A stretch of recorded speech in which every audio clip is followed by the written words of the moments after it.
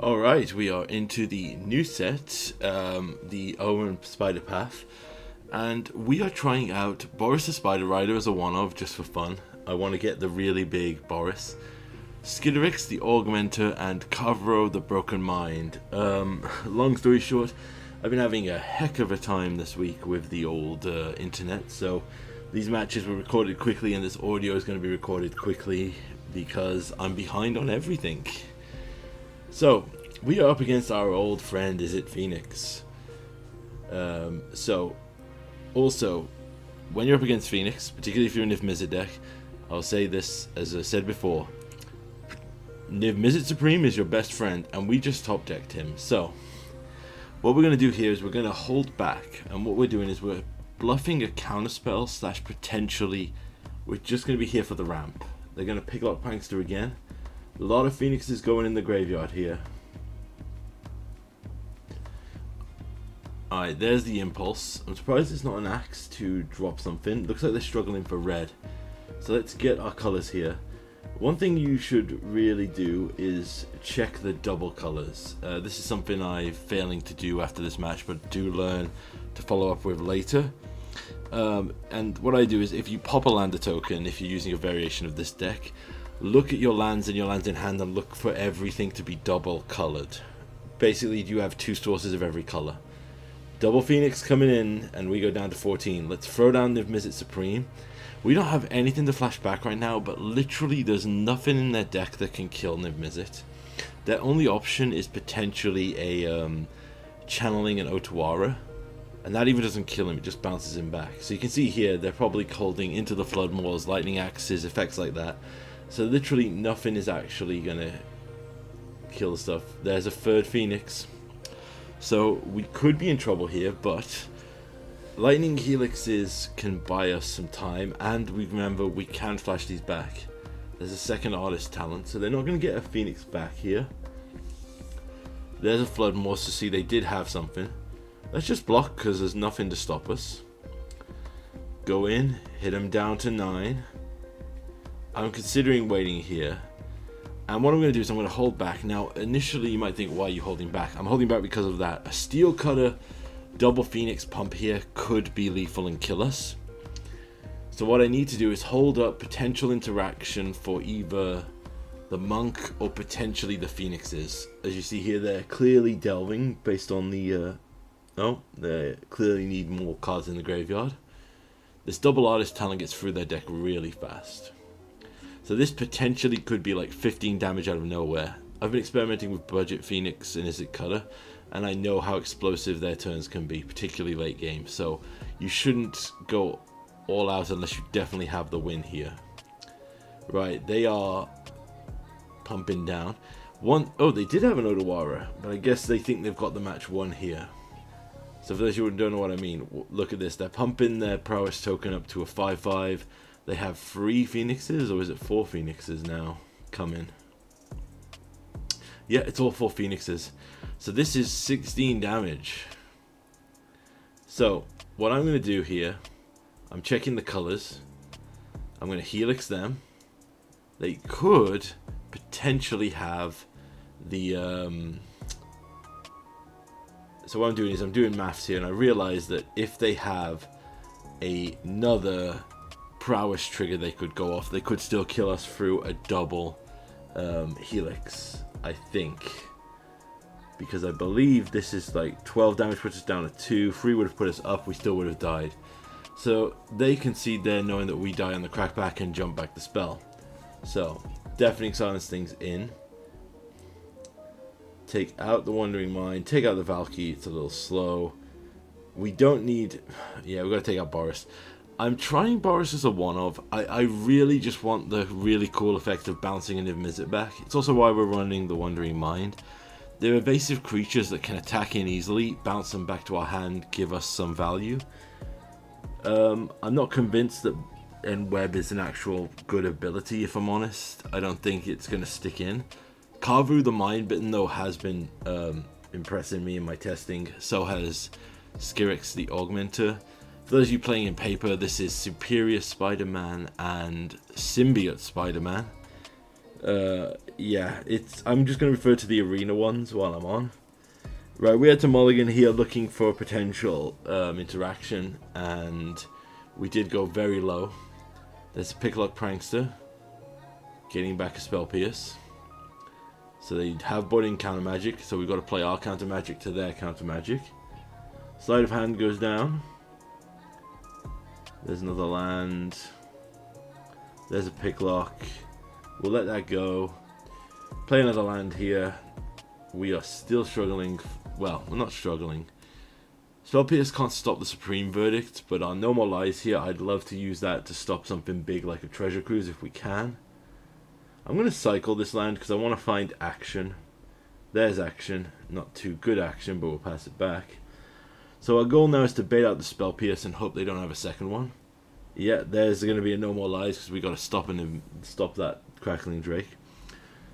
Right, there's no way we get down this Bring to Light without them Spell Piercing, so we need to hope that they burn their entire hand here.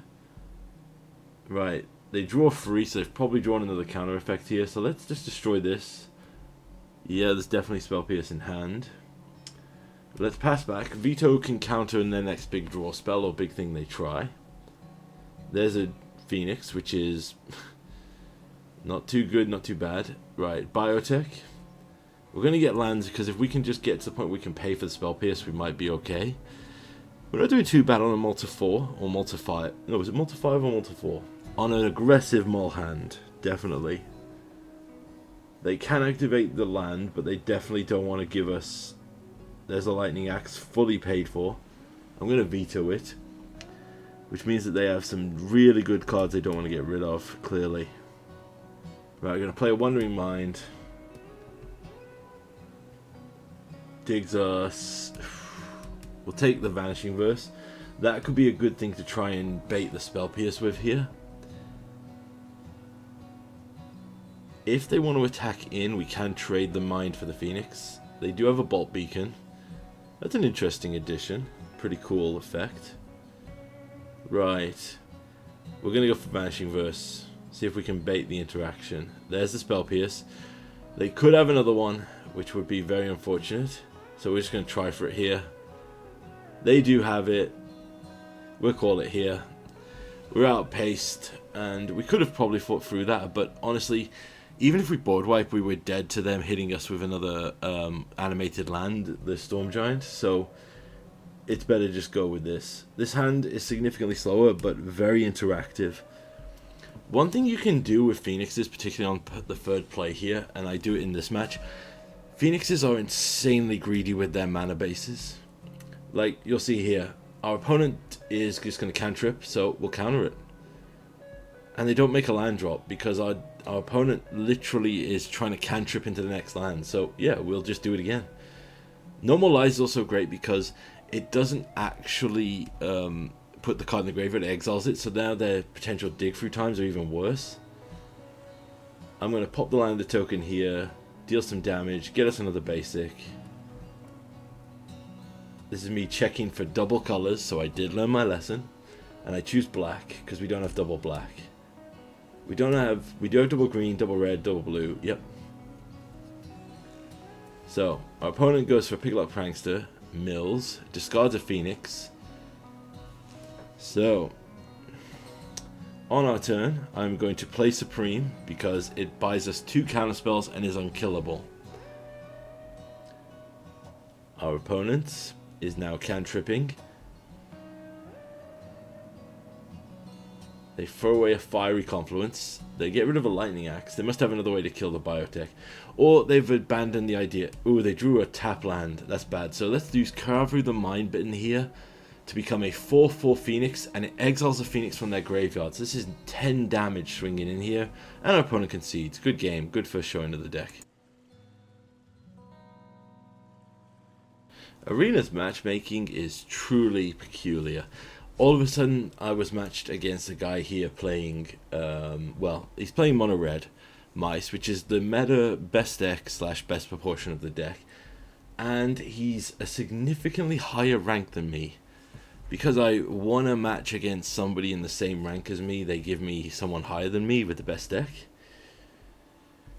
Fortunately, though, our opponent gets off to a pretty bad start. They're struggling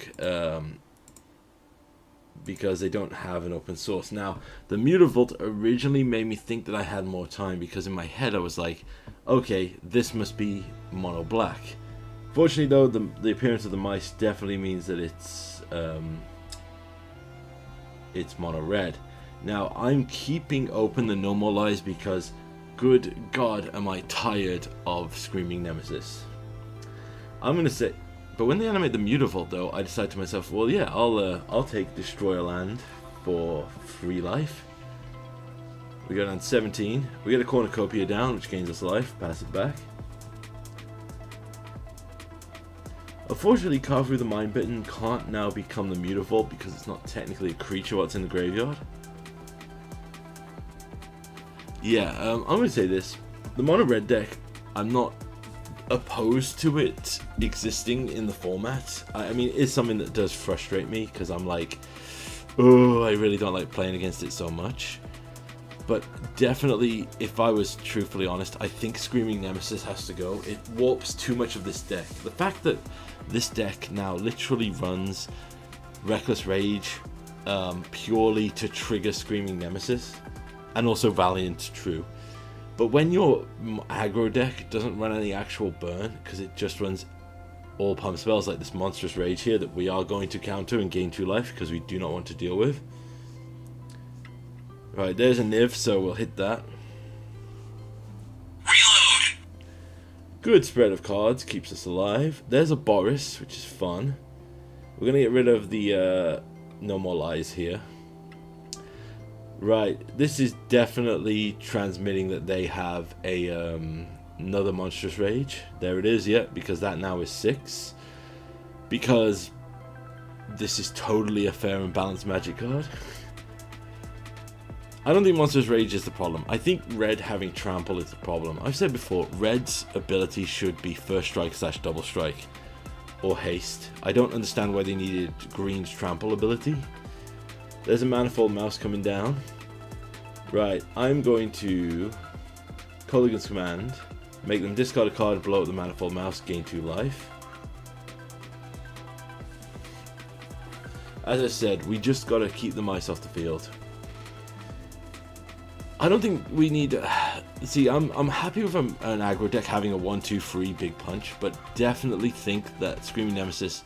The fact that the natural counterplay to this deck, which is the Angels Green-White Selesnya deck, can't exist because they've literally got a deck, a card that says shut off an entire deck strategy. That's a problem for me.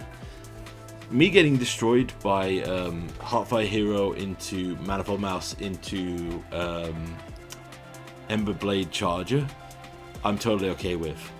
I don't like the fact that a card literally says an entire established archetype of Pioneer is literally neutered if this card gets on the battlefield and we have a burn spell. The fact that you can even hit it with your own kind of damage like a Reckless Rage or a Burst Lightning and still shut off a life gain effect.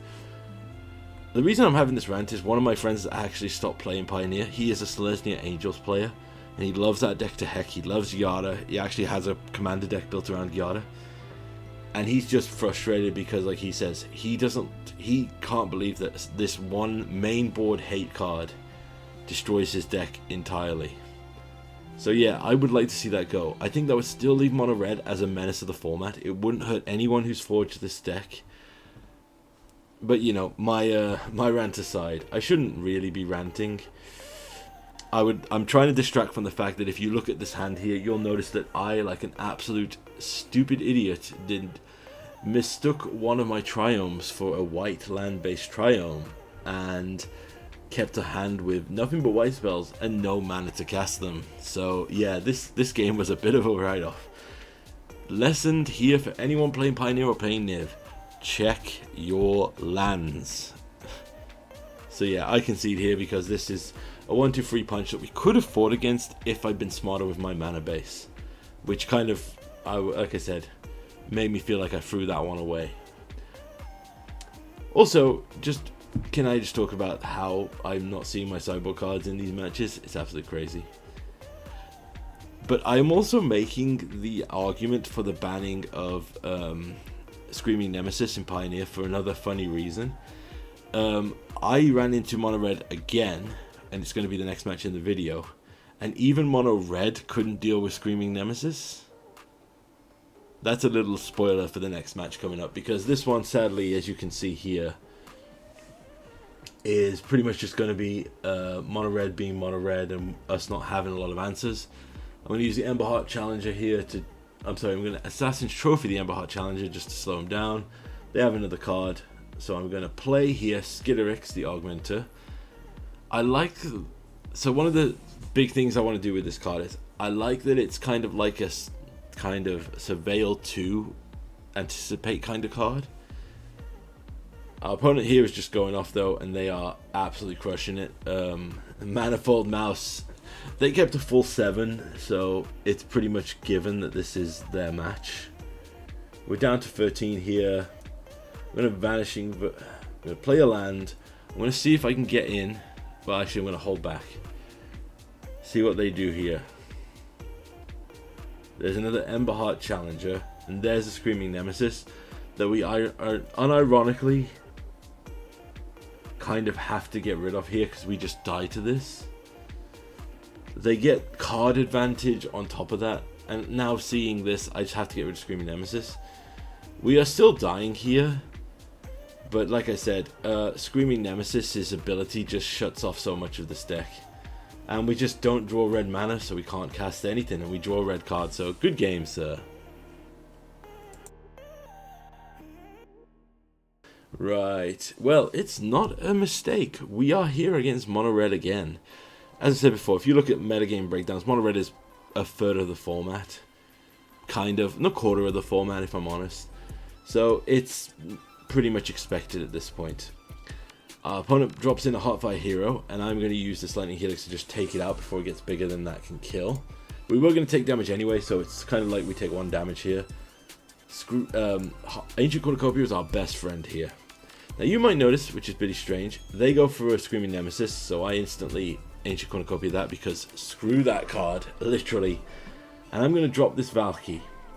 And I find another Nemesis. And they're running Reckless Rage because, like I've said before, they're running Reckless Rage to trigger Valiant, but more importantly, it triggers the Nemesis so it can do insane damage. Our opponent here decides to deploy the Manifold Mouse, and ironically, that could be their downfall here. So I'm going to play the Wandering Mind to dig for a card. That finds us the Clarion. Now, this is great because Valky's ability can turn into the Screaming Nemesis. So if they attack in here with a double striking Manifold Mouse, we can turn Valky into Screaming Nemesis. They go for the 1/1, which is interesting. I actually am going to outplay here. I'm going to block the Etchings, because that's 2 damage, and see if they want to attack. If they want to try and trigger Valky, we will respond. They have a single red source, so they can't double burn it. And now we have 6 mana. So, I'm going to play this land tapped, pass back. We can hold up this the Proving Grounds as a cycle effect. Opponent makes a Mutavault. Decides to activate. They attack in. We go to the block. This is going to be a brutal blowout. We're going to pay 3 here to turn it into Screaming Nemesis. In response, they go for Reckless Rage. So in response to that, we trigger it again. And yeah, even Mono Red can't deal with Screaming Nemesis. It's that damn good. It's so damn good that Mono Red players concede to it. I mean, that'd be my case for maybe taking it out the format. Like I said, I think, and to anyone saying, oh, you're just hating on life prevention, I don't hate Skullcrack. I don't hate the links that prevents life gain. I don't hate the, what's it called, the other free drop they used to play, the dinosaur that prevents life gain. All of those are great. All of those need to exist as a counterplay for red to prevent life gain. This one is a push too far in my opinion. So, we are going to keep this hand because, like I said, we have a push and other ways to kill. There's a Soul Scar Mage, so we're just going to hit the Heartfire Hero with Fatal Push off the bat. That's going to hit us for 1, putting us down to 17. Right, we gotta play a tap land here. We need lands. We've drawn 2 of our 5 drops, and they're curving out great. We are not finding lands, so that's rough for us. There's a Manifold Mouse. Should have countered that if I'm honest. I'm actually gonna Vanishing versus the Emberheart Challenger before they give it double strike. So we're still just taking 1.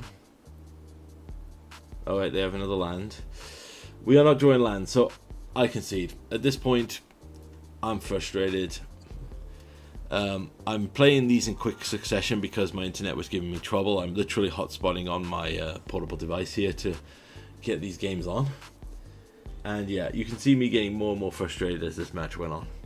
That was way too quick of a concession. But, you know, when the mono red player draws more lands than the mid-range player, it's pretty much over. Okay, so this is acceptable. This Ancient Cornucopia is big. So the one thing I'm thinking of in this place is I'm thinking of getting rid of the Cosmic Rebirth, because our opponent could be playing something in the way of Braids to counter these Ancient Cornucopias. But let's be real, they're not going to run a Braids, they're just going to run Screaming Nemesises because it's such a stupid card. Alright, play a tap land with green here. We can hold up the push for the mouse that they're going to drop on 2. And this curve is pretty good for us because even if we didn't cast it here, we could still play Ancient Cornucopia and hold up the push. We are going to have to take a hit here. So there's the faces. Are they going to deploy anything else? There's a Manifold Mouse. Right, it's time to go for the Bring to Light here. Now, I'm actually going to grab Supreme here. I've been really liking this with Supreme.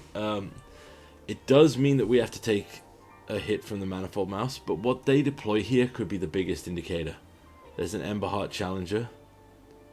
They're going to give it double strike, so it would kill Supreme. We're happy to take it. There's a Soul Scar Mage. So I look at this board and think to myself, the best thing I can do here is Jumpstart Bring to Light. And I'm actually going to do it for 4. Now this is, I'm going to 100% admit, is my stupidity. I thought I bought in the Culling Ritual, so I was trying to find a Culling Ritual to wipe their board and get the mana to put Yorion into hand. Instead, I'm going to have to go with a Deafening Clarion, which does wipe their board, gives me lifelink, and lets me hit here for 5, going back up to 23.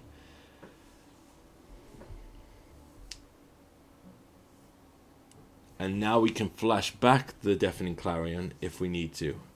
They have a Hazoret, which is a really cool addition. Looking at the board, though, I think I can win this race. So if we attack in, put him down to 10. I don't want to use the Kolaghan's command to make him discard, because obviously Hazoret then comes online. But we're on 20 life here. They play an Emberheart Challenger. In response, I'm going to make them discard their last card and do 2 damage to Emberheart. I'm going to do that because there's a Screaming Nemesis. Yeah, I'm a happy man that I got rid of that. They really should have probably done that later. So cycle in, finds us a Tyrant Scorn and another Bring to Light. So hit him down to 5. I'm going to Bring to Light here. And I decide I'm just going to grab the reload. And our opponent concedes. Good game there.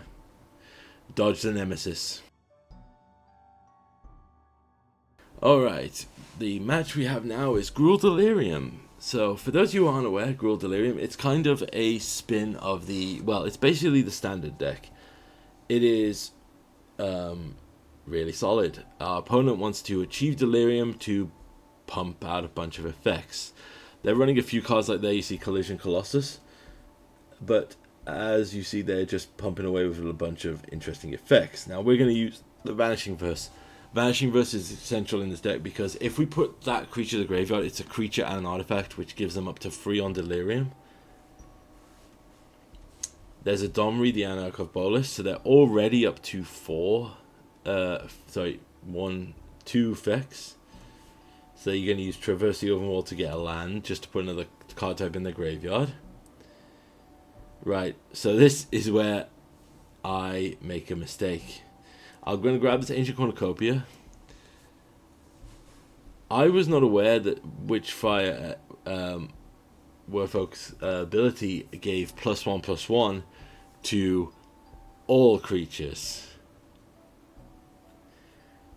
So, I was also unaware that this deck ran Breakout. First, you don't know, Breakout is half a collected company, but it has the bonus of if you put the creature into the battlefield, you can gain haste. So, they find a fear of missing out, and they get to loot here. Looting away another patchwork, giving them trample. So now our opponent gets to use Domri here to fight the creatures, clearing the way, get a double combat and deal 13 damage. Really well played. I was not aware of this line. I am now, so I'm going to keep an eye out for it. But this is like one of the things I wanted to highlight here, and it's proof that you can literally just take a standard deck that you like and play it in Pioneer. There's obviously certain changes that will be done because you'll find little bits that are better or different for your deck. But yeah, so Gruul Delirium, Dimir midrange, the Pixie lists, the Beans decks that were previously played. There's a lot of fun stuff you can transfer from Standard into Pioneer.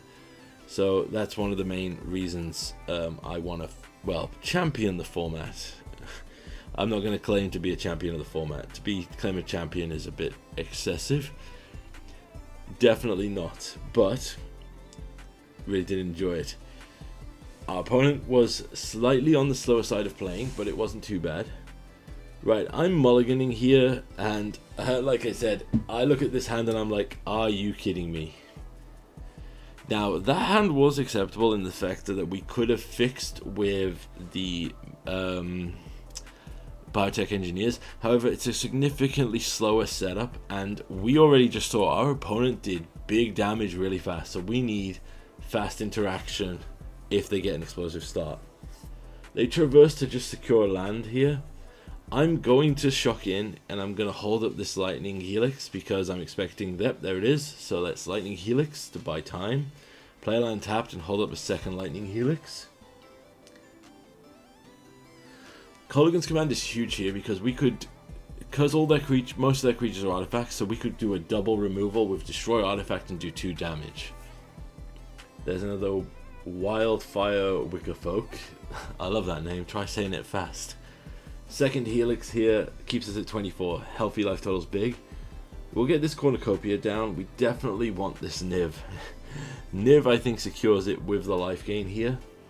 And again, Ancient Cornucopia. I love the card. I think it's, well, it's definitely something that should be played more of. There's a fear of missing out with a discard. And they could very easily get Delirium here. There's the land, so this fear of missing out is online. There's another land, and there's a Surge Wolf. So, let's get Niv Mizzet down for the reload. Reload! 3 removal spells and a Biotech. 100% perfect. Tyrant Scorn in this matchup is great because all of their spells cost 2 CMC basically, with the exception of some of their free drop Planeswalkers. So the Scourge Wolf has Delirium and Double Strike Delirium. I think that's is that from the newer set or is that from the old Crimson Vows? Whatever it's from. Pick your poison, so good counterplay on their part. So we are going to take some big damage here. Dang, we went from 27 down to 17. And they play a Fire Kuma Faces. Right, I'm going to play the Biotech. Now, this is where I'm trying to figure out if the token being sacked is a Descend trigger. Ultimately, I go against it because I'm thinking to myself, what could I do here? Well, first, I'm going to Vanishing versus the fear of missing out. Then I'm going to pass. We can use Tyrant Scorn to counter anything dangerous here. They go to combat and attack in. I am going to Tyrant Scorn. There is every possibility they run a Monstrous Rage effect in this deck. I'm not 100% familiar with the list, so I'm playing it safe.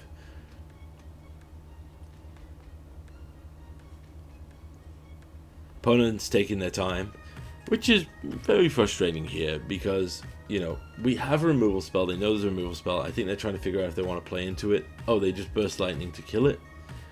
Ooh, there's there's our Skyrix. I need to figure. This is going to be the problem with me. I need to figure out how to actually say these cards. There's another Kumano faces Kakusan. In response to this, I'm going to make them. I'm going to get back the Niv and force them to discard. And kill the Kumano. We have 4 toughness. That's another reason why you should play this card. 4 toughness is nothing to joke at. I've said previously with the Joshua and Emmett Selks decks that sadly have been cut from the list. But I'm going to use Niv Mizzet here for another reload. We get 1 removal spell, board wipe, and effects like that. I'm going to get another land here because we have another Bring to Light in our hand. There's a Ren and the Realmbreaker, which is an interesting ability. Ooh, another Kumano faces Kakusan. So I'm going to play the Mindbender here, and I'm going to grab the Wild Wicker Folk because it's still a 4/4. So this swings in for 12 here. However, I'm going to play it safe. I'm going to hit Ren just to be sure. We get to look at the top 2 again. It's 2 lands, so we'll just put in and hold back. Again, Cosmic Rebirth is online now, and that's 5 life. Like, the odds of them, yeah, they see the writing, they see the writing coming, and they ultimately concede to it. We'll run it back. Probably should have bought in the culling ritual in this matchup. They have a lot of stuff that is just literally 1 and 2 mana. But sadly, didn't seem to think of it at the time, so we'll see where it goes. Opponent's on a bit of the slower thing here. I think they're trying to figure out what to sideboard against us. Honestly, if you are an aggro-based deck looking against Niv Mizzet decks,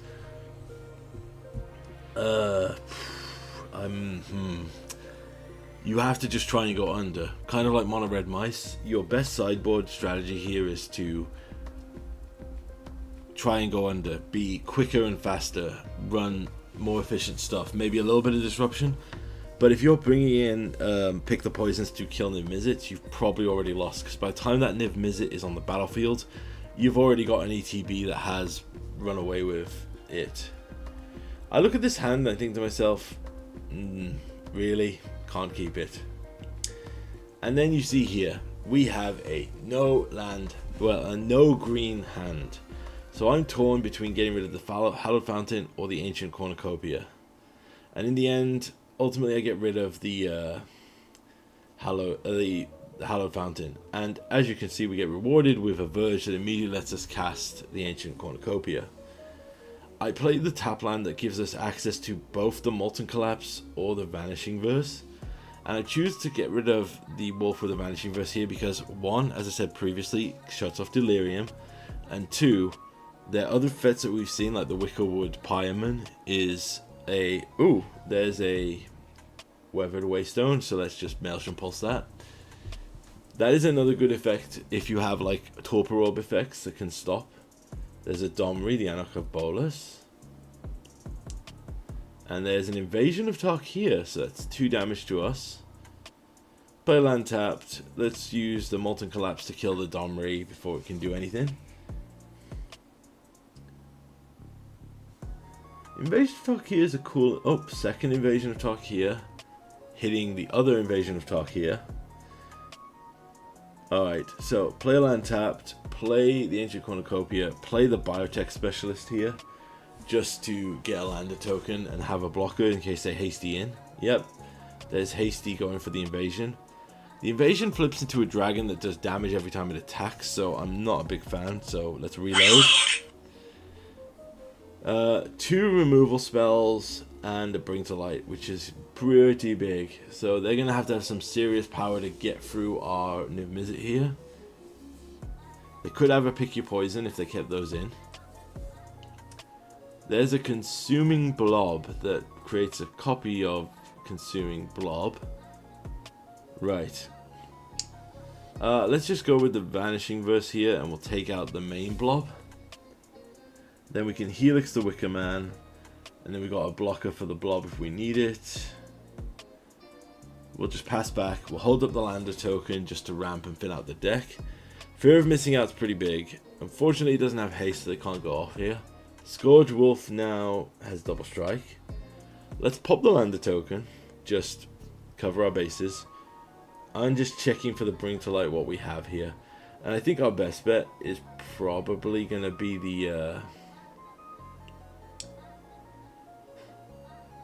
Honestly, I'm looking at their deck, seeing what they've got in the graveyard. It's not too crazy. I definitely think Clarion's our best way to go here. Clarion, grab Yorion and hold back. I'm not going to attack because I don't want these dragons flipped.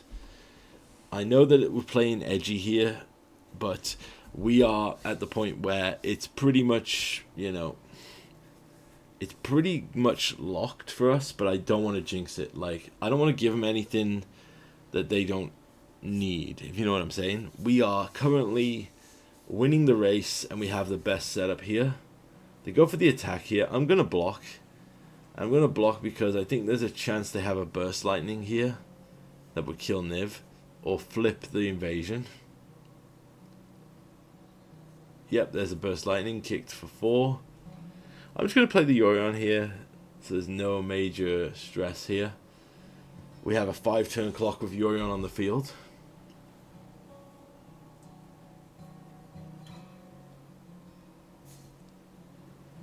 There's that Hallow Fountain we got rid of. I'm going to Unmoored Ego here, and I'm going to pick the Ren and Realm Breaker just to have a look through their deck. 2 Ren and Realm Breakers. So, not a lot in the way of game-ending threats. We just got to make sure that they don't get anything too crazy.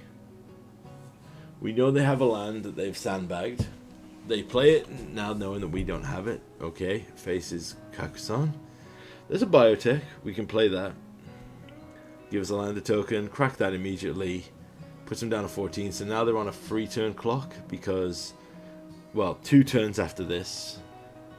So it's 5 damage if we can get through with it. Another Hallowed Fountain. They definitely want us to play Hallowed Fountains in this game. Right, so they are dead to the next attack. Unless they do anything crazy. They could go on the block here. They go for Shokusan and attack in with the intention of flipping the invasion.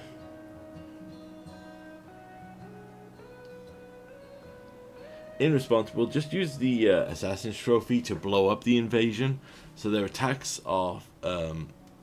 cut off so they can't deal with that. Right, cycle the Jetmir's Garden, find another land, we'll attack in. They have to chomp here. They go down to 1. They are dead on the next attack. They can't currently flip the invasion unless they draw a Hasty Boy here, which is possible in this deck. As I said, we played very slow and edgy, but we just wanted to make sure it was good. Alright. I'm going to cycle this because there's a possibility they have... Yep. Right. We're going to go for combat with the Yorion Sky Nomad. And they did top deck Collision, which kills a flyer. So let's use Yorion for the reload. And there's the K command that can do 2 damage and get another Niv Mizzet back. And good games, sir. Good games.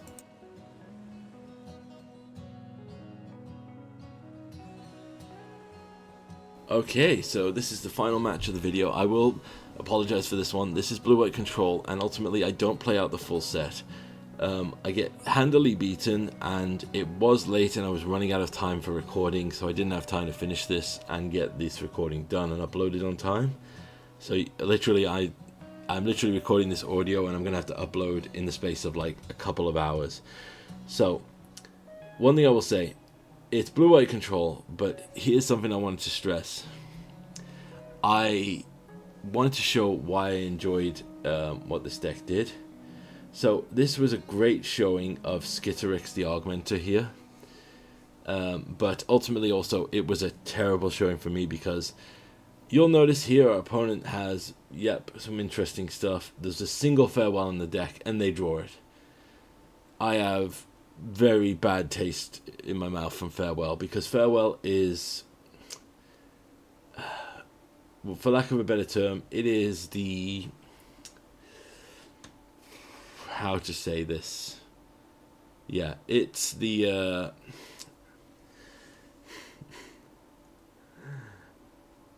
it is the best of one design mentality. It is a 6-mana spell, true, but it is literally designed to be like, don't worry about it, whatever you need it for in best of one, you can play it. I know a lot of people hate it for Commander, but my personal hatred for the card literally does come from the fact that everything is, well, everything is covered by it.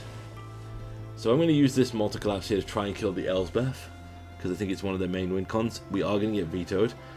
Now this is going to let me deploy the Skitterix, the Augmenter. One of the things I love about this card is, as I said before, it may be just a look at top 2, but the free mana ability here is huge.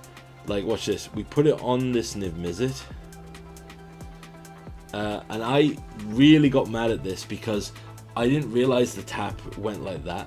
So now I get to attack in, I'm checking, and it's combat damage to a creature, a player. So I get to look at the top 6 here, and there was a No More Lies, but because of the way the auto tapper tapped, I didn't have the mana for it, and I was so mad. I could have countered what's coming, and I'm going to tell you the truth, it's a farewell that basically blows it away. But that was a good showing of what Skitterix the Augmenter can do. I want him to, yeah, dig and do stuff, then go to the grave, and then come and put it on Niv. Like, we could have blown it away there. And basically at this point I've just given up. So yeah, they eventually just run away with it, kill it, and I literally look at it and go, I don't have time for this, and nope, out. But it was a very well played. Our opponent had a good deck that covered a lot of bases. They just drew their one-off farewell just on time, and the auto tapper screwed me over, and I was just like, yep, you know what? I'm okay. Let's go and move on.